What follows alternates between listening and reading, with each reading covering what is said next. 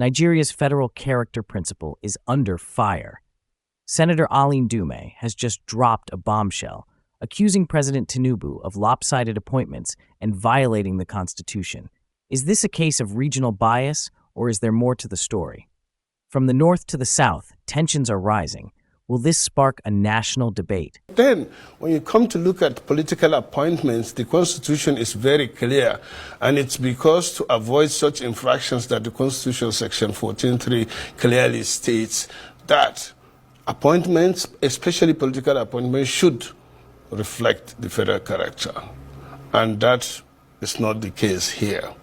And all I'm saying is to call the attention of Mr. President to such infractions so that it can be corrected.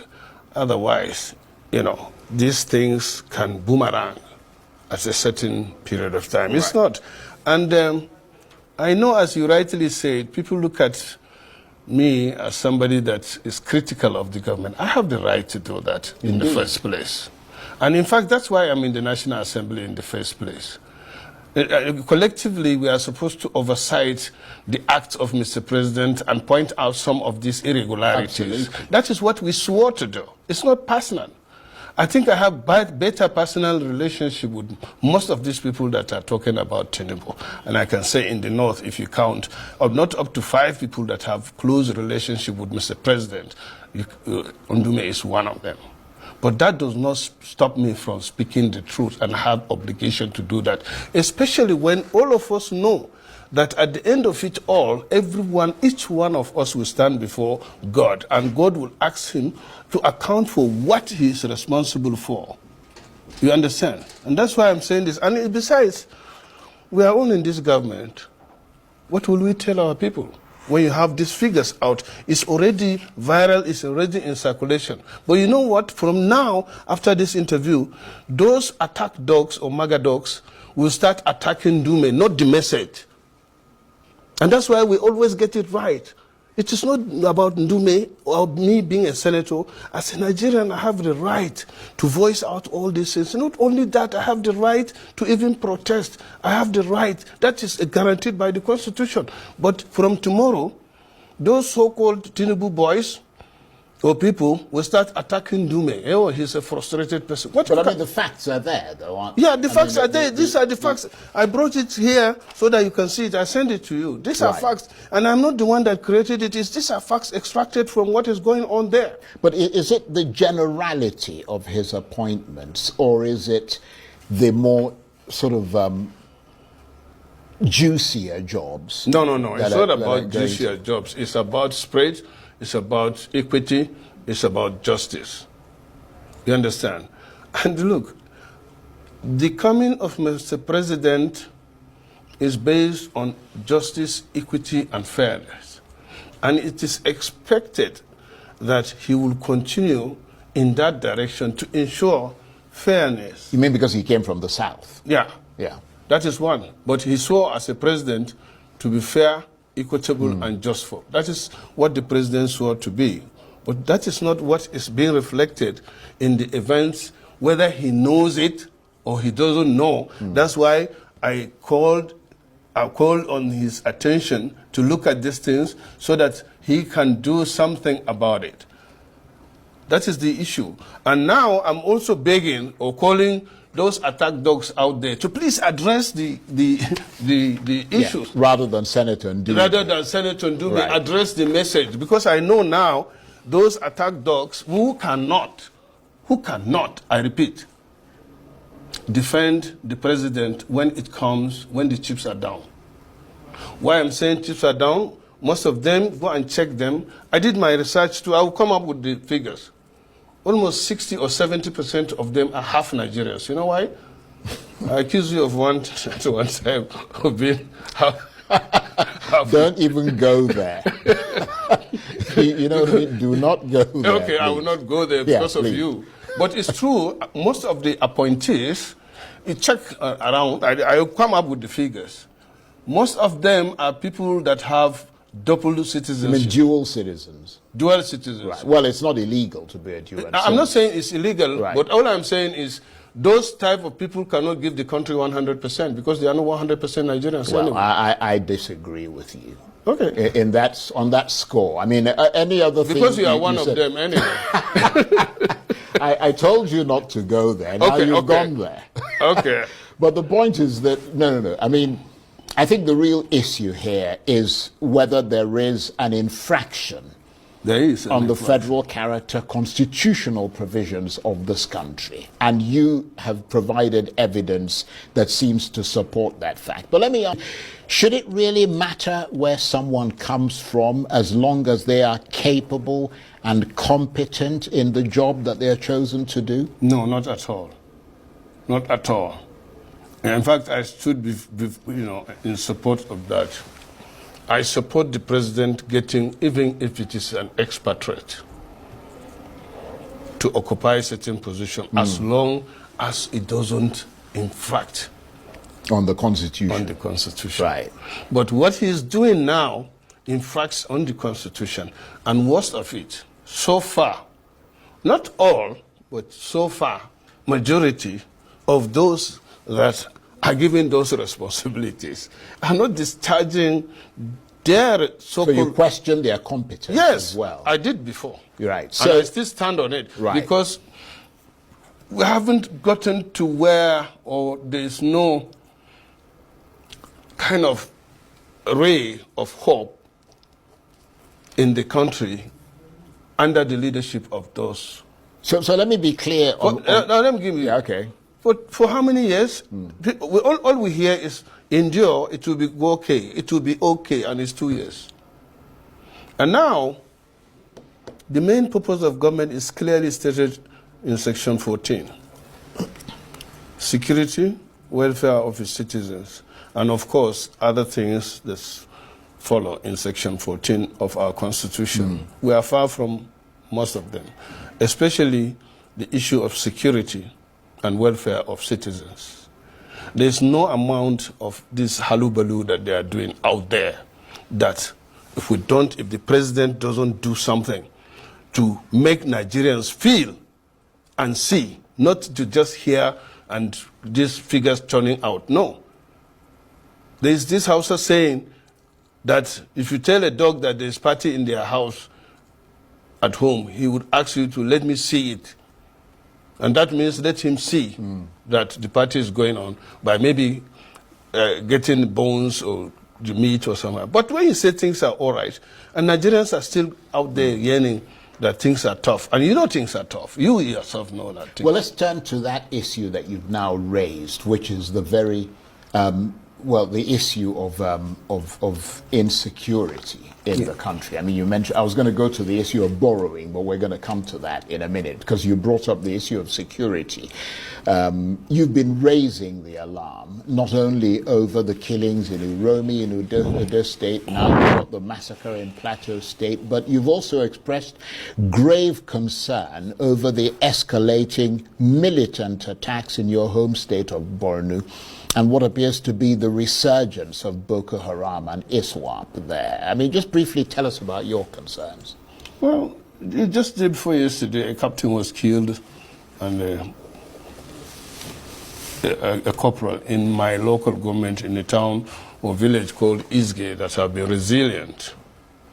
They have a platoon there, and they have a battalion nearby. The Boko Haram came, killed the captain, but for the resilience of the people and the soldiers there, we lost 2. In Goshe, a local government, it's another village, just in the last 5 days or so, also the Boko Haram attacked them from Amuda and killed 3 soldiers. In Wajirko recently, that is, there's what they call FOB, Front Operation Base, was attacked and we lost 4 soldiers. That time too, Urgo, which is not in my local government but is in Borno State, was also attacked. Severally in other areas. Even yesterday or so in Kebbi, there's a case of Lakura killing about 12 people or so. I read it somewhere. There's this killing in Plateau again. All this part of insecurity. There was a killing in, that of IPOB, isolated, killings in the southeast is still going on. And I mean, you can see that Nigeria's security challenge is still there. In fact, when it goes down a little bit, it goes up again. And as I said, the main purpose of government is security, whatever you do in this country. It must be very worrying, So particularly worrying. for you from Borno State, that I mean, every time we're told that, Boko Haram and ISWAP have essentially been contained, if not neutralized. But what we're seeing are these bursts of sporadic energy from them that seems to suggest that they're nowhere near being defeated. No, not especially in Borno or Bay State. What we call the Bay State is Borno, Adamawa, and Yobe. As it is now, today, you can't go anywhere in Borno. You can't travel anywhere in Borno after 5 o'clock till morning, 8 in the morning. And it has been like that. But the only difference is that before, now, even after that 8 o'clock in the morning, you cannot travel freely without escort. But these days, there is an improvement that you can go somewhere, some routes without escort. But as I'm telling you now, some of the routes, especially from Maiduguri to Damboa, that you can you can reach there in 2 hours. You have now to at least travel 8 hours. In fact, that road that we used to take under escort, that is from Maiduguri to Damboa, then to Biu, is completely closed now because we have been losing lives there. And coupled with the fact that even the citizens are complacent, and then the security challenge is so much. We have been losing soldiers, we have been losing people. So why do you think things have got worse there? It's not that things have gotten worse, but they are still lingering. You can't say, right. Yeah, it's not that it has gotten worse. So worse. there's a bit of a stalemate. Yes, that is it. Right. I think that's the correct word to use. There's a kind of stalemate. The Nigerian army are doing their best under the circumstances that they are operating. As I'm telling you now, I don't know about last week. I don't know about last month. Our soldiers that sacrificed their life, some of them are yet to be even paid the 70,000 minimum wage. And their daily ration up to now, I don't know about last week because I am interested. I'm a Nigerian, I'm a senator. It's 1,500. You can imagine what 1,500 can do to somebody that you just post from Port Harcourt sometimes. I met a young man from Bayelsa, posted to Bama, and he's been paid 50,000 then when I met him. 50,000 naira. Yeah, but I'm wondering, I mean, you used to be the chairman of the Committee on the Army, weren't you, at one stage? I mean, I'm wondering what you were doing. I was on their neck. You have oversight. I was on their and neck. The Senate has oversight. And, I'm not trying to exonerate myself because we didn't get there anyway. But Buhari is alive.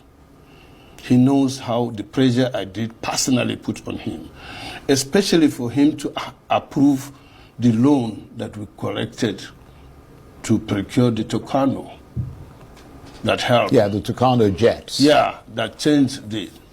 But right now, the truth of the matter is that our Nigerian or armed forces generally are not well trained, are not equipped, are not motivated, and are not armed. If you don't do that, you don't get anywhere. I suggested at one time that if we can't do that in the shortest possible time, then one of the short-term solutions that the Chief of Defense staff came here to disagree with me, which is entitled to, is to engage the service of private military contractors, PMC. It's done all over. America, that is the greatest country in the world, they engage Blackwater, which is their non-contractors. The British Army do that. French do that. So with this problem that can be solved, and it's in 3 or 4 or 5 black spots, you can address it by, engaging private military contractors and ask them to fix it. They will fix it. And the Nigerian army can engage itself in other things. But no, Christopher is my friend. We worked closely when I was chairman. That's army. Christopher Musa, the Chief of Defense Staff. Yeah, very good guy. Yeah, he's a very intelligent man. Yeah, but they are the pride, they have, I think I look at it as kind of pride or something. What's wrong with engaging private contractors to solve the problem? Well, you're in the Senate, and it is people like you and your colleagues who have to assess the situation. I mean, that's why you guys are elected to go there and then put pressure on the government or even change the law in order to make that mandatory, mandate the government to do that. But you mentioned loans. About the Tucanos, which is that brings me to the other issue that you have raised, which is the very high borrowing by the Tinubu government that's taken place over the last 20 months or so. And to be fair to you, it's not just you. Several leading economists, chambers of commerce, etc., have also expressed concern over the rising debt. How serious a situation does this look like from your point of view as a senator? How much of a national crisis is it? Well, let me first of all say that I'm not against borrowing. Even the greatest countries in the world, America, Japan, China, all are big borrowers. But they borrow for physical, tangible, and accountable projects that you spread and pay over time. But my worry is not even in the borrowing, it's what you borrow for. Let me give you quickly a rundown of what I checked. You see, in June 2023, $500 million was borrowed for women program to scale up what they call NPWPSC. Can you see that? Can Nigerians see it? Where are the women? Then on June 23rd, the same day, $800 million was borrowed to cushion the impact of high petrol prices after fuel subsidy removal. How? Where? Then, on September 23rd, 2003, under the same government, $700 million was borrowed again for Adolescent Girls Initiative for Learning and Empowerment. Then, on December 23rd, the same thing, $750 million borrowed through what they call renewable energy scale-up. Then, June 2024, $1.5 billion was borrowed to support Nigeria's reform for economic stabilization to enable transformation. That one sounds very spurious, I have to be honest. Okay, you see?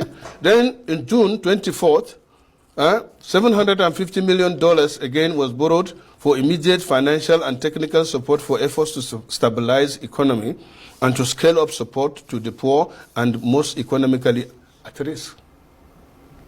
Then, on September... Well, they would argue, that particular one, that they've been making payments to a lot of poor people. Where are the poor people? Some of their cash transfers and things like that.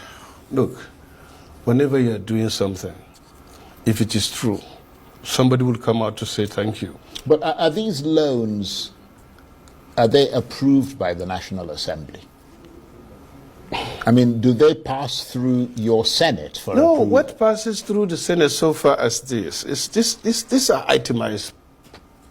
Right, the bulk of it passes No, the bulk, through. you don't pass the bulk, you pass the itemized. If, for example, right. before... So were all these itemized things approved? Not to my so you're saying they're extra? Not to my knowledge, not to my knowledge. Because I know that... Because such amount, the medium-term expenditure framework, right, is something that they bring and we look at and maybe approve it. But that is not to say it's a blanket. So you're saying these things have bypassed the National Assembly? That is it, so far. The reason I say that is that I know that in November 2024, the Senate approved 1.7 trillion naira or something to that effect that the government had requested, which is several... No, it's not. Charles, get it clear. Before you pass the budget annually, There's the midterm expenditure framework Right. that must come before the National Assembly for approval.